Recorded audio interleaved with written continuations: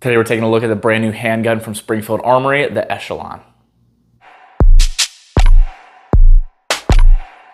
This new handgun from Springfield has a lot of really nice new features that I want to break down for you and go over. This is a first looks video. This is not a full review due to the fact that I have not had enough rounds to this, enough time with it. I like to have a minimum of 1,000 rounds through a gun before doing a full review and having at least a little bit more time behind the gun to get a really good idea of what I think of it. This is just giving you my initial thoughts of the handgun and going over all the specs and details of it. I'd like to thank the sponsor of today's video, Bullet Safe. This is a body armor company that I'll be getting a handful of body armor from to do testing on. I'll be getting some soft armor, some hard armor, and another set of armor to test and see how much punishment it can take. I'll be doing a full video on that for you guys. The hard armor will be going on my plates for work, and then the soft armor will be going for my outer carrier for work. I'm gonna be wearing every day, which is really nice because I'll be able to test the body armor actively and be able to continue to update you guys on my thoughts. It comes in at $300, it's NIJ certified, and it has pockets for hard armor as well if I wanted to throw those in or upgrade or just be able to put those in while I'm working if I feel squirrely that day and depending on what I'm doing. They were nice enough to give my viewers a 10% discount using code ADVISOR10. I highly recommend checking out their website and seeing what they got and see if there's something that you want, and look forward to more content from them coming very soon. But thanks again for Bullet Safe for being a sponsor of today's video. Let's get into my relationship with Springfield. They did send me this firearm pre-release and I did not spend my own money on it. So now let's go over all the really cool features of this gun. I'm sure you guys are excited to know all about this. And there are two patent pending items on this gun that I want to go over as well. So the very first thing I want to go over, and is probably the coolest thing about this handgun that I think makes this very unique and makes it customizable to the individual or the person, is the central operating group. Now what that is a small piece here. I'll show you some B-roll inside that has your whole trigger group all in one piece. That is the actual serialized part. So normally your frame, the entire frame of the handgun or rifle or lower, is always the serialized part, but with this, it is this central operating group or the trigger group that is serialized. So what that means is you're able to rotate frames and slides and change things up and really make this very modular and change things up a lot. I'm really happy to see that you're seeing more of this style of serialization going on. I know Zev Tech did that with the OZ9, but this is really neat because you're able to really change things out and customize this gun and not have to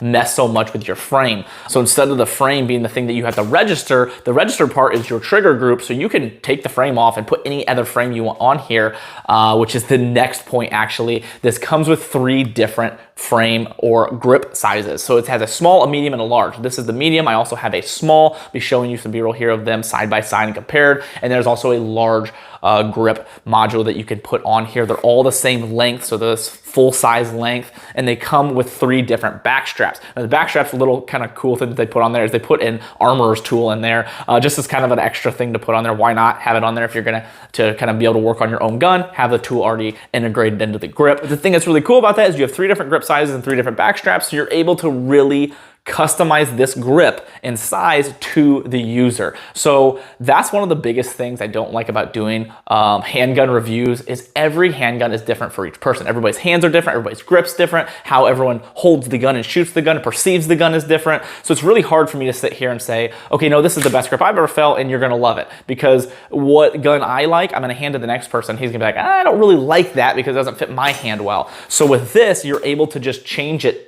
until it fits exactly what you want. When you're designing something like this, especially from the ground up like they did with this, why wouldn't you add that customizability to be able to have your user be able to pick out exactly what he wants, so he doesn't have to be like, well, this gun doesn't fit my hand, so I'm gonna go to the next gun. I'll go to a Glock or I'll go to a SIG. No, you can be like, okay, this grip doesn't fit my gun. Let me switch some things up and change it to make it fit my hand. So that's a really cool option. Another big benefit to the central operating group is the fact that you can change the frames to a different size potentially. Now, this is not something they've done yet, but this is just the very first one. So I would imagine here in the future, what you're gonna see is you're gonna see compact, you're gonna see subcompact, you're gonna see maybe longer, shorter frames. So you're able to really customize the gun even more. You're gonna be able to get different slide lengths to make this gun exactly what you want, or the ability to just buy one central operating group and then have maybe 3 different configurable options of lengths and sizes. So that is something I can really see them doing in the future. Again, I don't know. It's not something that they told me they were doing, but I would imagine that the reason they did this is they're gonna probably make it a lot more customizable. So be ready for that here in the future. This just really gives them the option to do a ton with this platform. So now going along with the frame, let's talk about the grip texture. So if you've ever shot a Hellcat before, which is one of my top handguns for concealed carry, this is basically just like that. So think your Hellcat just full size. Feels very comparable, and I really like it. I think they did a really good job with the grip texture for the Hellcats. I think they did a really good job with this one as well. So you have grip texture here for your indexing, you have grip texture all around your magazine release, and then you have some grip texture in there on the bottom as well. So I think they did a really good job with that and making it aggressive enough when you're holding it. It doesn't feel like you don't have control of the gun, but not so aggressive that when you have it concealed carried, it's rubbing against your hip or your side or your appendix, and it's really uncomfortable after a long period of time. So I really like the grip texture that they chose for this gun. So now let's go over and talk about the trigger. So this is a flat face trigger. It has one of these little safeties here to prevent you from being able to shoot it without depressing that, but we'll do a little demonstration here. Good reset. But it's a very nice trigger. Something I'm not gonna replace on this right now, but maybe later down the road when they come up with some different things, I'll look into them. But for right now, I think this is a really good stock trigger. I'll do some B-roll here showing you guys the actual trigger pull gauge. I just got one of those, so I'll start showing those and give you more information for those of you that care about that.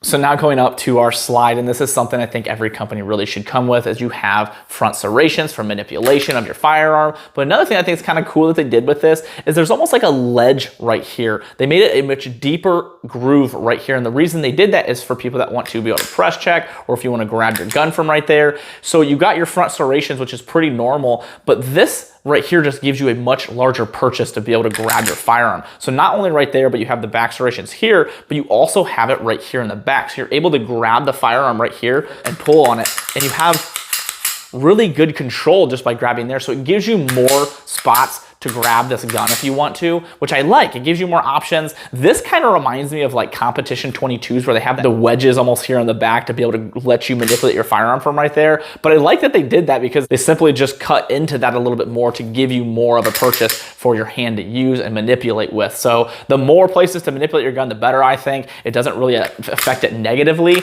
but it gives you the ability to manipulate your gun in different ways. So it's nice to see they put some thought into their slide and didn't just go for, okay, this looks cool, that actually functions well, and it does actually look pretty sharp on there as well. So now for your sights, these are U-notch sights. You can also do 3-dot tritium, and they're very traditional to your tritium or U-notch. If you shoot your Hellcats, is the same sights that the Hellcats have, and they do co-witness here through your optics. So you're able to use them, and the reason they do that is because of the patent pending optic system they have in here. So let's take a minute and talk about this because I think this is really important feature that they added to this. This is called the Visionary Optics Integration, and it is a very low cut. So that allows you to use your stock sights and not have to get some super high suppressor height sights just to be able to get that. What else it does is it brings that optic down, so it's a better viewpoint. Your optic isn't sitting super high, so your gun's a little bit more compact and closer. It's not much, it's not a ton, but it's still a little bit more. Now what's cool about this is the plate system, or actually lack thereof a plate system. You don't have to use plates with this. The base of this, when they milled this, they put a bunch of different cuts and holes to be able to fit 30 different optics. So you have these little like studs that you can put in different ways to be able to fit on different optic systems. So that is one of the biggest downfalls, I think, with optics and handguns, is you have to like get plates, and there's just more failure points. So instead of just 2 screws going into your slide, you now have 4 screws, and you have a plate that you're hoping that doesn't move and rotate. It just allows for a better lockup and more secure optic. That is a very nice feature coming stock, because you don't have to worry about buying plates, which are $100. You don't have to worry about getting your slide mill, which is $100. You don't have to worry about these things. It came stock, you buy the gun, and you're ready to go. They really made this whole thing just so customizable. If you're somebody that's small-handed and wants a really tiny optic, you can do that. You don't have to mess with anything, buy anything extra. You just customize it exactly what you want. Or if you're like, I want an enclosed optic, the acro, but I have really big hands, you just customize it to you. So now let's go over the controls. This is ambidextrous, so you have controls on either side. The slide release, I want to talk about this just for a second. It's kind of goofy. It's just like a little ledge. When I first seen this, I was like, okay, that's weird. I don't think I'm gonna like that because I feel like you can't hit it. But I found after shooting it, I really like, it's really easy to hit. It's really easy to swap down. I was able to do mag changes fairly quickly. I'm gonna obviously test it more and get more rounds through it, but I shot 250 rounds through this so far, all flawless, haven't had any issues. I shot 4 different brands of ammo and 3 different grades. So I did the 147s, 124s, 115s. Started with the 147s to break it in, and then I just went down from there. I shot steel cased, brass case, and aluminum case. So I wanted to really just kind of shoot a bunch of different things through. And that's always the goal when breaking in a gun like this, especially a brand new gun that you've never shot before, you don't know anything about. You don't know how it works. My thing is I want this to shoot anything I put in it, and it has so far. So in the full review, we'll keep shooting more. I'll shoot hollow points. I'll do a bunch of other testing on this. But so far, 250, not bad.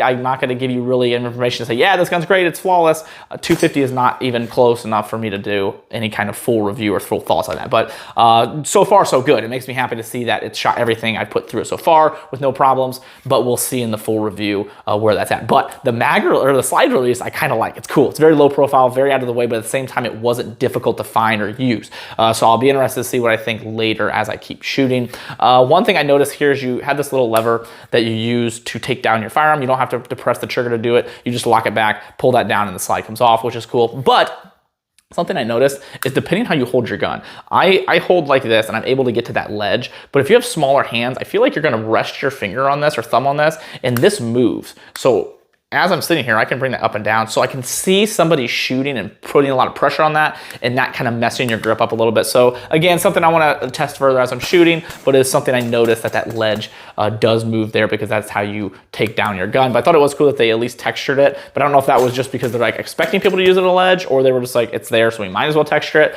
But that was something I wanted to mention as I'm not sure how that's going to work. We'll see. We'll keep an eye on that one. So I'll take the flashlight off here for a second so you can see what that looks like. You're able to put any of your flashlights on that rail on the bottom. It has a lot of room there to work with. You also have some texturing there in the front for those of you that like to grab right there and shoot. To each their own. Everyone has different grips, but they do have texturing there. But I'm gonna keep the flashlight on this gun. So now for mags, you have a 17 round mag and a 20 round mag. So this is the 20 round that has the extended base plate. The 17 will be flush, but that gives you a good look at what that looks like. But it's always nice to have a little extra if you want to. So it came with 117 and 120. I will probably be purchasing more mags here soon because I would like to have extra ones for this gun because I feel like this is gonna be a gun I'm gonna shoot a lot. So I'd like to have some extra ones. But Springfield has good mags, never had any issues with their stuff. So I'm sure these will be basically the same thing. I'm gonna have good experience with them, but I'll keep you guys updated on how those work during the full review. Now for the barrel, you have a 4.5 inch barrel, which is here, or you have a 5.28 inch barrel, and that is the threaded barrel. So if you want to get a threaded one and run suppressed, you can, and I'm probably going to get one because I would like to run my JK Armament CCX suppressor through this, see how it works. But you do have the option to do both, and they are cold hammer forged barrels.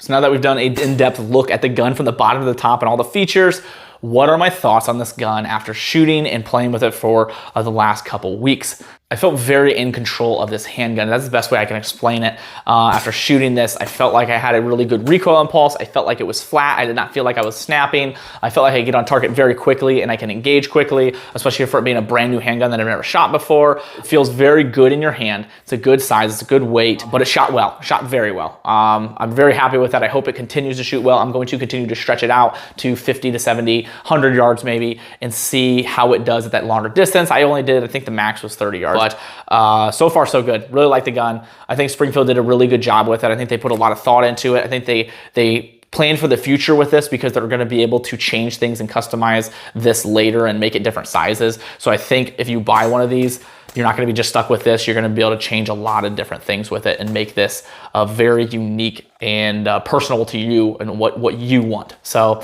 really like the gun. Really excited to continue to shoot it. I'm also testing the Prodigy. Both guns I think have a ton of potential. I'm really excited to see how they perform. So I can't really give you my full thoughts yet. Again, it's not my full review. It's just my initial thoughts to tell you, hey, this is what I think after the rounds I've shot with it. But I think they did a really good job with this, and I'm excited to see what they come out with in the future, and I'm excited to see how this continues to perform. So I really like doing pre-release testing just because I'm able to get a video right when this gun is released to give you guys a good idea if it's something you should purchase or not. I hope this video was helpful to you to make that decision.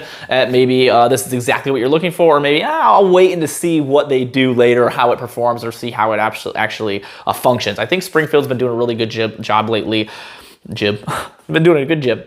Since the Hellcat, I tell you what, in my Hellcat review, I even mentioned saying they need to take the Hellcat and expand on that. They need to make a full size. And I feel like this is really just a full size Hellcat. It feels a lot like my Hellcat Pro, but just a little bit bigger with a little bit nicer features, honestly, because this is an improved Hellcat in my mind because of some of the things they put on here. So I'm really glad to see that they're really stepping up and they're continuing to innovate, and they're not just being like, okay, well, that was successful, we're just gonna keep it, or keep doing the XD line, because As you guys know, if you follow me for a while or a viewer of mine, you know I'm not a huge fan of the XD. I'm actually just not a fan at all of the XD. Don't like them.